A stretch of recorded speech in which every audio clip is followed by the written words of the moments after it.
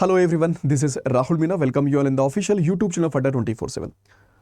दोस्तों, UPSC EPFO इस vacancy का वेट काफ़ी सारे बच्चे कर रहे हैं, क्योंकि दोस्तों लास्ट नोटिफिकेशन इसका 2023 में देखा गया था और फैब के आसपास इसका फॉर्म फिलिंग स्टार्ट हो गया था 24 में। और दोस्तों अभी जो है इसका फाइनल रिजल्ट अनाउंस हुआ है। तो दोस्तों जो वैकेंसी निकलती है दोस्तों, काफ़ी बड़ी वैकेंसीज हैं, जिसके अंदर असिस्टेंट प्रोविडेंट फंड कमिश्नर की वैकेंसी निकलती है, अकाउंट ऑफिसर की वैकेंसी निकलती है, इसके अंदर इन्फोर्समेंट ऑफिसर की वैकेंसी होती है। तो दोस्तों ये वैकेंसीज तो निकलेगी और ये तय है कि मतलब इस बार भी हो सकता है कि फेब में आपका फॉर्म फिलिंग स्टार्ट हो जाए, मतलब बहुत जल्दी आपको बेसिकली इसका नोटिफिकेशन देखने को मिल सकता है। तो आप लोग ये ध्यान रखिए, कई सारे बच्चे ऐसे हैं जो वेट कर रहे हैं अभी भी नोटिफिकेशन के आने का, कि नोटिफिकेशन आएगा उसके बाद हम अपनी प्रिपरेशन को स्टार्ट करेंगे। तो बच्चे ये गलती आप ना करें। आप बेहतर होगा कि पहले से अपनी प्रिपरेशन को स्टार्ट कर देंगे तो ज़्यादा आपके लिए बेनिफिट रहेगा, वो उसका ज़्यादा फायदा आपको मिलता है अगर आप पहले से प्रिपरेशन करना शुरू कर देते हो, राइट। दोस्तों आज के सेशन में हम लोग देखने वाले हैं कि इस एग्जामिनेशन का एलिजिबिलिटी क्राइटेरिया क्या होगा, क्योंकि कोई भी एग्जामिनेशन आप फेस करो उसके पहले आपको पता होना चाहिए कि क्या आप इस एग्जाम के लिए एलिजिबल हैं या फिर नहीं है, राइट। तो आज का वीडियो इसी के रिगार्डिंग रहेगा। दोस्तों आगे बढ़ने से पहले अगर आप में से कोई भी बच्चा ऐसा है जो पहली बार इस चैनल पर जुड़े हुए हैं, तो चैनल को सब्सक्राइब जरूर कर लें, बेल आइकन पर जरूर क्लिक कर लीजिएगा, ताकि जो भी कोई अपकमिंग क्लासेस हो, वीडियोस हो, उनके नोटिफिकेशन आपको मिलते रहेंगे। साथ साथ ही अगर आपने अभी तक अड्डा 24/7 के एप्लीकेशन ऐप को डाउनलोड नहीं किया है तो ये जरूर कर लीजिएगा। लिंक आपको दोस्तों डिस्क्रिप्शन बॉक्स में मिल जाएगा, वहां से आप इसको सिंपली डाउनलोड कर सकते हैं। एक और इंपॉर्टेंट चीज, आई थिंक आप सभी लोग जानते हैं कि फिलहाल में आपको पता होगा कि त्यौहार का सीजन आने वाला है, जिसके अंदर संक्रांति, लोहड़ी, बिहू, पोंगल, ये सारे त्योहार फेस्टिवल सेलिब्रेट किए जाएंगे। तो अड्डा 24/7 अपने स्टूडेंट्स को कभी नहीं भूलता है इन फेस्टिवल्स पे। तो अभी फिलहाल में दोस्तों आपको डबल वैलिडिटी और साथ साथ ही 80% का डिस्काउंट, फ्लैट आपको 79, एप्लीकेशन ऐप के थ्रू 1% एक्स्ट्रा, तो 81% का आपको डिस्काउंट मिलेगा किसी भी पीड बैच के ऊपर। बट ध्यान रखिएगा, रेफरल कोड आपको यूज करना होगा Y710, ठीक है। तो दोस्तों ये रेफरल कोड आपको यूज करना है टू गेट मैक्सिमम डिस्काउंट, ठीक है।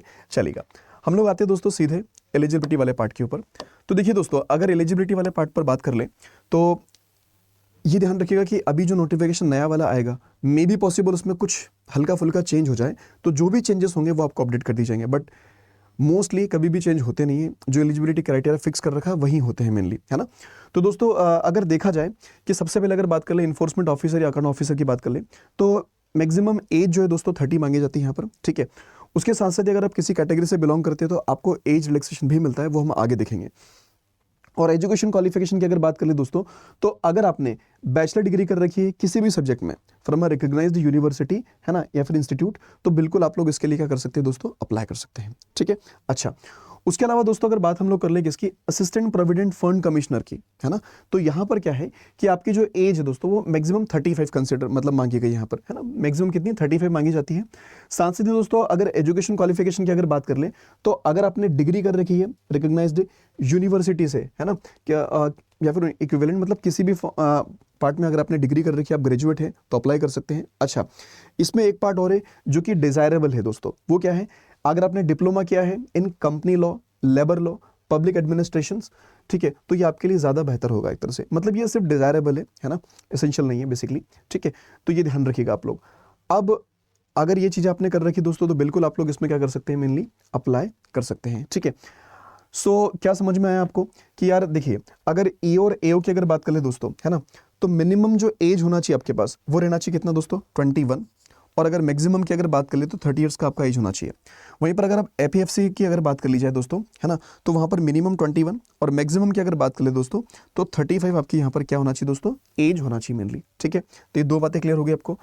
अब देखिए एज रिलैक्सेशन की अगर बात कर ले, सो दोस्तों अगर आप लोग SC से ST कैटेगरी से बिलोंग करते हैं तो आपको 5 ईयर्स का एज रिलैक्सेशन मिलता है। वहीं पर अगर आप ओबीसी कैंडिडेट से, नॉन क्रीमिलियर, तो आपको 3 साल का मिलेगा एज रिलैक्सेशन। वहीं पर अगर एम्प्लॉयज़ ऑफ EPFO, अगर आप पहले से EPFO के एम्प्लॉयज़ हैं तो 5 साल का एज रिलैक्सेशन उनको मिलेगा, ठीक है। अब बात आती है दोस्तों किसकी, PWBD कैंडिडेट्स की। तो PWBD कैंडिडेट्स अगर जनरल कैटेगरी वाले हैं तो 10 ईयर्स का मिलने वाला है। ओबीसी कैटेगरी के अंदर आते हैं तो 30 ईयर्स का मिलेगा दोस्तों। SC ST के अंदर आएंगे तो आपको 15 ईयर्स का एज रिलैक्सेशन बेसिकली मिलेगा यहाँ से, ठीक है। तो ये बात ध्यान समझ में आई आप सभी को। तो एक चीज़ आप फाइनली अगर देख लें कि जैसे एलिजिबिलिटी में एक तो नेशनलिटी जो रहती है हमारे पास, है ना, सीधी बात है भाई, इंडियन सिटीजन हैं आप लोग, बिल्कुल ऑप्शन अप्लाई कर सकते हैं। और दोस्तों बैचलर डिग्री, है ना, क्या है, बैचलर डिग्री। तो बैचलर डिग्री अगर आपने कर रखी किसी भी स्ट्रीम में तो बिल्कुल आप लोग इसके अंदर क्या कर सकते हैं, अप्लाई कर सकते हैं, ठीक है।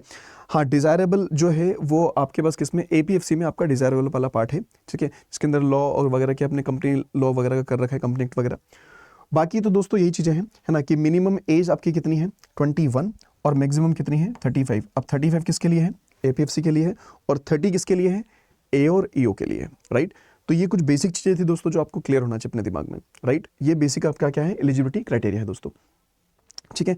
तो बस ये इतना ही आपके साथ मैंने शेयर करना था बेसिकली, ठीक है। तो आई होप कि सारी चीज़ें आपकी क्लियर होगी, लेकिन फिर भी अगर आपके कोई डाउट्स बनते हैं, कुछ क्वेरी बनती है दोस्तों, तो आप कमेंट बॉक्स में ज़रूर से अपने डाउट्स और पूछ लीजिए, है ना। अब दोस्तों लास्ट थिंग की प्रिपरेशन को लेकर, तो आप लोग किस तरह से प्रिपरेशन करना चाहते हो वो आपके ऊपर डिपेंड करता है। सेल्फ स्टडी से कर रहे हो बहुत बढ़िया, लेकिन अगर आपको चाहिए कि सपोर्ट स्टडी मुझे मिल जाए जिसके साथ मैं अपनी प्रिपरेशन को आगे कंटिन्यू कर सकता हूं, तो दोस्तों अड्डा 24/7 पर आप लोग फिलहाल में जो डिस्काउंट चल रहा है उसका उसका फायदा उठा सकते हो मेनली, कि जिसमें आपको डबल वैलिडिटी के साथ साथ 80% का डिस्काउंट मिलेगा किसी भी पेड बैच में, राइट। और अगर आप लोग बैंक महापेक प्लस ज्वाइन करते हो जिसके अंदर मल्टीपल एग्जाम्स कवर्ड है, तो इसमें आप एडमिशन ले सकते हैं। रेफरल कोड ध्यान रखिएगा दोस्तों, Y710 होना चाहिए to get maximum discount in any paid batch, right. तो इस रेफरल कोड का यूज करके, Y710 का यूज करके आप किसी भी पेड बैच में एडमिशन ले सकते हैं दोस्तों। तो डबल वैलिडिटी साथ साथ ही आपको 80% का डिस्काउंट मिलेगा, राइट। तो आज के लिए दोस्तों इतना ही रखते हैं, मिलेंगे फिर अगले वीडियो में। So thank you so much for joining this session, bye bye, take care, thank you.